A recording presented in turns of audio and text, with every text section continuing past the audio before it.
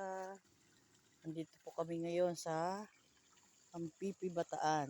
Dito po sa lugar ng aking pamangkin. Yung aking kuya na nakapag-asawa ng dito sa Bataan nakatira. Ayan po, ayan po yung mga galing pong bundok.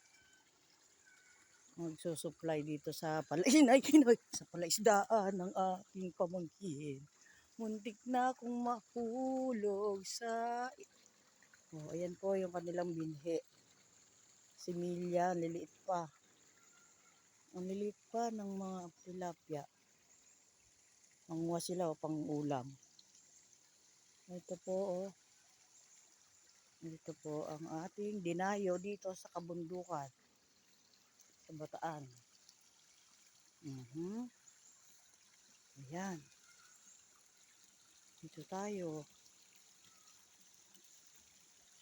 Oh. Ito ang ating Oh, ayan. Ayan ang kanilang alagang bibe.